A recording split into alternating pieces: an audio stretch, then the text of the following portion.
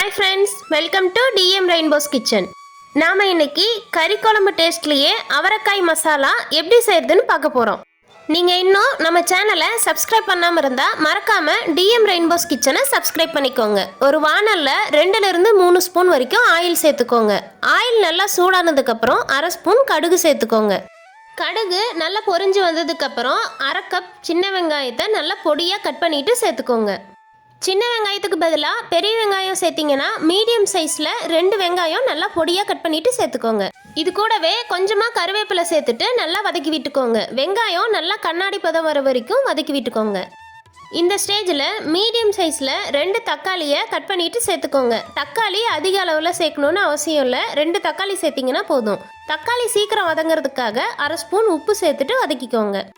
தக்காளி நல்லா குலைவாக வதங்கி வந்ததுக்கப்புறம் 1/2 கிலோ அளவு அவரைக்காய் கட் பண்ணிவிட்டு சேர்த்துக்கோங்க. நீங்கள் விருப்பப்பட்டால் இது கூடவே ஒரு உருளைக்கிழங்கு, கொஞ்சமாக பீன்ஸ், கேரட், பச்சை பட்டாணி கூட சேர்த்துக்கலாம். டேஸ்ட் ரொம்பவே சூப்பராக இருக்கும். அவரைக்காய் சேர்த்துட்டு கரண்டி வச்சு இது போல் 2 நிமிஷம் நல்லா கலந்து விடுங்க. இது கூடவே 1 ஸ்பூன் இஞ்சி பூண்டு விழுது சேர்த்துக்கோங்க. இந்த காய்க்கு தேவையான அளவு மசாலா சேர்த்துக்கலாம். 1/4 ஸ்பூன் மஞ்சள் தூள், 1 ஸ்பூன் மல்லித்தூள், உங்ககிட்ட சீரகத்தூள் இருந்தால் 1/4 ஸ்பூன் அளவு நீங்கள் சேர்த்துக்கலாம். இது கூடவே காரத்துக்கு தேவையான அளவு மிளகாய்த்தூள் சேர்த்துக்கோங்க. நான் 1/2 ஸ்பூன் மிளகாய்த்தூள் சேர்த்துருக்கேன். உங்களோட காரத்துக்கு தகுந்த மாதிரி நீங்கள் பார்த்துட்டு சேர்த்துக்கோங்க. இப்போ கரண்டி வச்சு ஒரு முறை நல்லா கலந்து விட்டுருங்க. இப்போ ஒரு மூடி போட்டு மூடி வச்சுக்கோங்க. அடுப்பை லோ ஃப்ளேமில் வச்சுட்டு காய் எண்ணெயிலேயே நல்லா வதங்கி வர வரைக்கும் 2 நிமிஷம் வேக வச்சுக்கோங்க.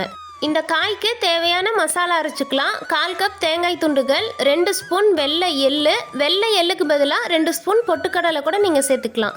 1 ஸ்பூன் சோம்பு, 2 கிராம்பு, ஒரு சின்ன துண்டு பட்டை. இந்த எல்லா பொருட்களையுமே மிக்சி ஜாரில் சேர்த்துட்டு கொஞ்சம் கொஞ்சமாக தண்ணி விட்டு நல்லா நைஸாக கெட்டியான பேஸ்ட்டாக அரைச்சி எடுத்துக்கோங்க. 2 நிமிஷத்துக்கு அப்புறம் ஓப்பன் பண்ணி பார்த்தீங்கன்னா காய் இந்த அளவுக்கு எண்ணெயிலே நல்லா வதங்கி வந்திருக்கும். இந்த ஸ்டேஜில் நம்ம அரைச்சி எடுத்து வச்சுருக்க தேங்காய் மசாலாவை சேர்த்துக்கோங்க.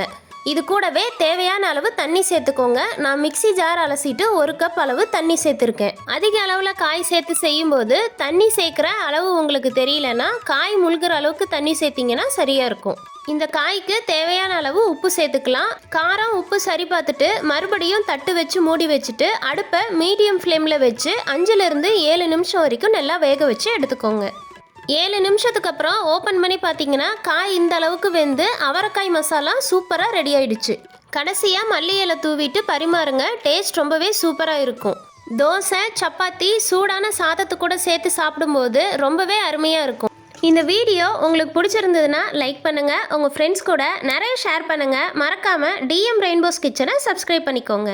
மறுபடியும் ஒரு சூப்பரான ரெசிபியோட பார்க்கலாம். தேங்க்யூ.